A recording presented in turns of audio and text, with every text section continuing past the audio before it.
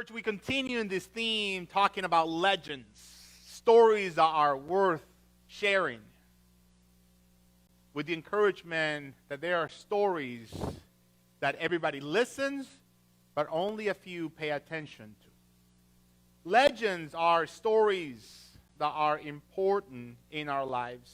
The fact is that in America, there are many stories that we repeat, yet not every story is worth acknowledging.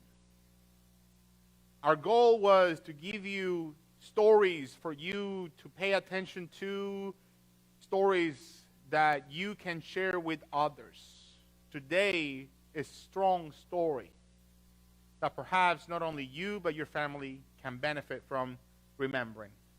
Let me give you a quick overview of what we have done so far. We have went over Othniel as a judge, Ehud, Shamgar, Deborah, and Gideon. Those are the first judges of in the book of Judges for Israel. And we know in Judges 8, verse 28, that after Gideon's successful fight against the Midianites, Israel enjoys 40 years of good relationship with God. We also know that Gideon had 70 sons born to him, for he had many wives. But we also acknowledge that the Bible makes a distinction between the 70 sons of Gideon with his wife and the son with the concubine, which we're considering today. His name is Abimelek. Obviously, from these two verses, we know that there was a division between the acknowledgement of the 70 sons of Gideon with his wife and the son with the concubine, the slave. You know that there is something there.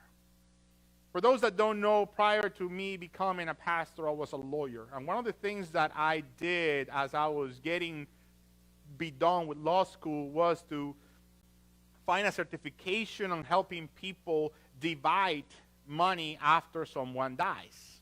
Before they go to court, they will meet me, and I will help them, guide them to what structure or what settlement if the person did not live a will. Now, one of the things that I did was to definitely pay attention to when they had families outside of the traditional marriage. This happened in Colombia, but this happens also here. It is really difficult for you to divide the earnings of someone's life into siblings that are strangers. This is a little bit of what's happening. Why? Because chapter 8, verse 33 says, as soon as Gideon died, the Israelites prostituted themselves by worshiping images of Baal and making Baal Berith their god. So you know that despite Gideon's best efforts, Gideon was not successful in leaving a good legacy behind. His children were divided. He had too many, and they were fighting. And that is where we read today. If you would like to follow along as I read, find Judges chapter 9, verse 1 to 6, and then 16 to 20. I'm reading from the New Living Translation. Let us begin. One day, Gideon's son Abimelek went to Shechem to visit his uncles, his mother's brothers. He said to them and to the rest of his mother's family, ask the leading citizens of Shechem whether they want to be ruled by all 70 of Gideon's sons or by one man. And remember, I am your own flesh and blood. So Abimelek's uncles gave his message to all the citizens of Shechem on his behalf. And after listening to his proposal, the people of Shechem decided in favor of Abimelek because he was their relative. They gave him 70 silver coins from the temple of Baal Berith, which he used to hire some reckless troublemakers who agreed to follow him. He went to his father's home at Ophrah And there, on one stone, they killed all 70 of his half-brothers, the sons of Gideon. But the youngest brother, Jotham, escaped and hid. Then all the leading citizens of Shechem and Beth Millo called a meeting under the oak beside the pillar of Shechem and made Abimelek their king. Now moving to verse 16 of the same chapter. Oops, too fast. Jotham continued, now make sure you have acted honorably and in good faith by making Abimelek your king, and that you have done all that you have done right by Gideon and by all of his descendants. Have you treated him with the honor he deserves for all that he accomplished? For he fought for you and risked his life when he rescued you from the Midianites. But today you have revolted against my father and his descendants, killing his 70 sons on one stone. And you have chosen his slave woman's son, Abimelek, to be your king just because he is your relative. If you have acted honorably and in good faith towards Gideon and his descendants today, then you may find joy in Abimelek, and he may find joy in you. But if you have not acted in good faith, then may fire come out from Abimelek and devour the leading citizens of Shechem and Beth Millo. And may fire come out from the citizens of Shechem and Beth Millo and devour Abimelek. This is the word inspired by God for us, the children of God. Brothers, sisters, I acknowledge that if you were challenged last week because you were learning and getting reacquainted with Gideon, most people know nothing Abimelek. Abimelek is not a judge per se. He is a king after killing all of his brothers. So why are we talking about Abimelek in the theme of legends? Because sometimes you need to acknowledge a story for what you are not to do in this life. Abimelek is the anti-judge, or at least the first one of the book of Judges. Now, let us first pay attention to the city of Shechem. If you wish to know more about the city, you can go to our blog, and over there I give you a lot more information and quotes. You can find it on our website, and you can read more. So, out of all that, I just took 3 pieces of information that you must know today. Shechem is not a whatever city. Shechem is first mentioned on Genesis 12. It was the location where Abraham, before becoming Abraham, where Abraham received the promise of the land of honey and milk. Not only that, but it's also Shechem where the Lord's covenant is renewed with the people of God through Joshua, and where Joseph's remains were finally laid to rest. If you want to read more about it, go visit Joshua 24. Shechem is an important city. We actually can acknowledge that within part of the kingdom when Israel was divided, Shechem was a capital, is a significant city. Imagine that they are living in Lake County and Shechem is Orlando. It's a bigger city where more money, where a lot of leadership lives. Shechem is the city at that moment. Now let us pay attention to Abimelek. Obviously, there are 2 ways of spelling, so if you see the difference. But Abimelek went to see his family in Orlando, or Shechem. He went to see his uncles, his mother's brothers. And remember, the mother of Abimelek is what? A concubine, a slave. She's not a wife of Gideon. She is a slave. And if she is a slave, her brothers are slaves. So Abimelek goes to see his family, who are also slaves in power in a bigger city. And so he says, do you, as slaves, do you want to be ruled by the 70 children of Abimelek, or by someone that understands your pain and your sorrow and your challenges? Well, when you present it like that, I mean, who wouldn't, right? I cannot tell you that when I go to a Mexican restaurant, I say, órale, they give me more steak in my tacos.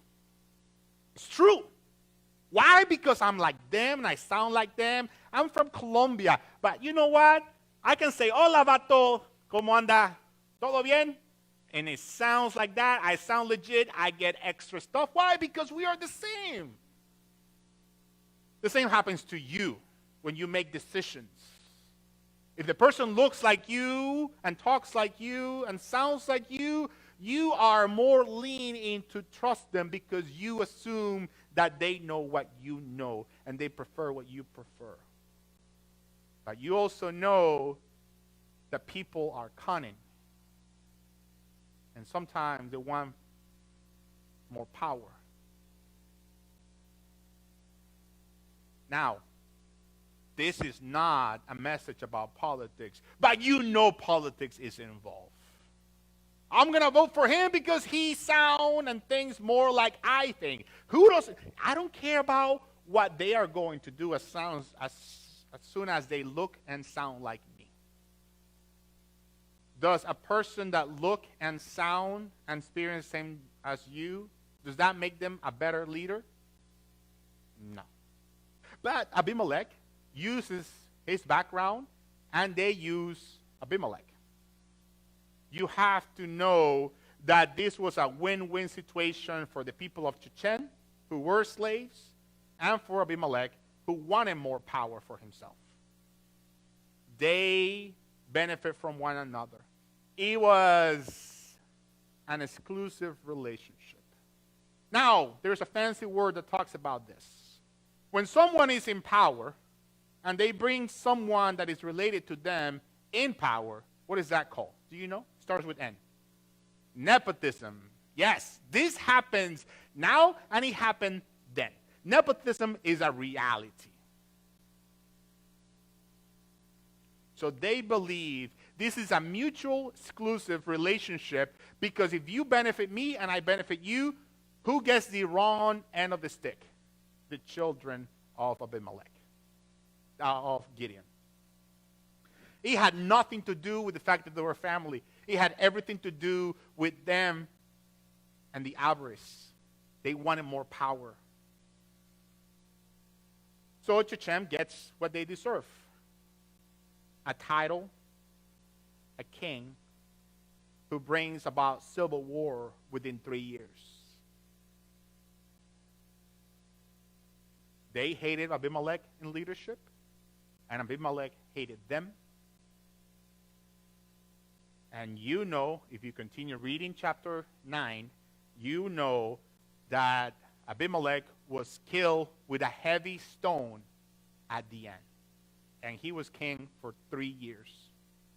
3 lousy years. You know, this is a paraphrase, but often you will see that those that live by the sword die by the sword. That's a paraphrase of Matthew 26 when, you know, one of the disciples, Peter, takes the sword and cuts the guy's ear. And Jesus says, hey, what are you doing? Put your sword back. You don't need to do that stuff. This is what needs to happen. But anyway, Abimelek kills most of his brothers except one, Jotham. Now, let's talk about him. On verse 21, we're told that he escaped because he was afraid of his brother. Now, Jotham is not a judge. He's not a prophet. He's not a teacher. But if you read in between chapter 9, you will see that he gives a parable. He teaches the people of Shechem, and he says, look, if you were good and faithful, you have nothing to worry about. But if you were unfaithful, you will pay for this. And he goes on and run, and we don't see or hear anything about him in the future. He just disappears without knowing that his judgment, which he placed on the people of Tuchen and Israel, became a reality. Now, if you ask me, did Jotan win? No. Abimelek was hurt, and Jotan was hurt. Neither of them had the relationship or the family that they wanted. It was a completely lose-lose situation for both of them. However, the story of Abimelek is a story worth knowing, so that it can be avoided. This is a story that it reminds you that evil will never win, even if it looks like evil is winning. Let me tell you about the story of Jesus when Jesus is crucified. Crucify him, crucify him, crucify him. He dies, descends to hell. And you know what evil says? Yes, we won. Yes, the Son of Man is on hell now. But it takes 3 days for Jesus to say, you are never winning.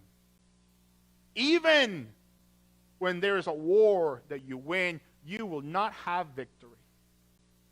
My friends, evil will never win. Never. Even if it takes a while, evil never wins. And justice is served by God. This is the part where Jotan got it right. He did not fight, but he said, God is my witness. But that doesn't mean that Jotan was an innocent man. Because the reality is that when you pay attention to chapter 9, verse 18, Jotan talks about Abimelek like he's a second-degree family member. You said something about Abimelek. He is the son of a slave woman. Jotan is not a good brother to Abimelek. And I know Abimelek is a messed up man, but Jotan was not faithful to him. You know where this happens again? With Cain and Abel. Cain and Abel, one brother, another brother, one good, the other one was not so good. Abel was so busy being good that forgot to help his brother Cain understand. Obviously, we always put all the blame on Cain. But the fact is that the good brother did not help his brother Cain to get it right. Abel was innocent, but he was so busy being good that he forgot to help his brother Cain. So, I'm not saying that Cain is less guilty, and I'm not saying that it was Abel's fault. This is not victim blaming. But I'm telling you, when you are a good brother, you're supposed to help the brother that doesn't get it. You're not supposed to just being happy, being good, while the other person gets it wrong. We need to value our relationships. Because if you refuse to do what is right, then watch out. This is why we must pay attention to how we are related to one another and the distance between you and me, knowing that it's not worth it for me to get it right if I know that you're getting it wrong. I need to help you also get it right, because when you win, I win. It applies like this. When you have a better life and you watch another person having the worst day of your life, you have to do something. You must do something, because it's not winning unless everybody is winning. And this is not a conversation about everybody getting a trophy. I'm just saying that if you're having the best day of your life, pay attention to the people around you who are struggling on that day. Which is why I'm challenging you for the next 6 days. Not the whole life, the next week. I put some rubber bands on this table and outside if you don't want to come all the way forward here. And I want you to wear this for the next 6 days. I want you to acknowledge that when you're having the best day, for you to look outside of the best feelings of the world and open your eyes to the people who are struggling. Do it as a reminder. Do it as you challenge yourself. You're good? That's great. How about you help those who are struggling? Abimelek teaches us what not to do. But there is something that you can do today, and that's where I want you to pay attention to. I want to encourage you to know that when you are having a great day, you can have and help someone else having a great day. Additionally, I don't want you to get in conflict with others. Imagine that you're in a restaurant and you see a client mistreating one of the servants. I don't want you to get into a fight with the other customer. What I want you to do is that when all that happens, you meet the servant, the person at work, and says, hey, I saw what was happening. I'm sorry. This is not right. I'm going to talk to someone about how that should not be happening. It's not your fault. I'm sorry the food was cold, did not taste good, whatever. When someone is doing evil, don't waste your time with that person, but build the person that is suffering because of that evil. Pay attention to the relationships, to the one-on-one, the space between us.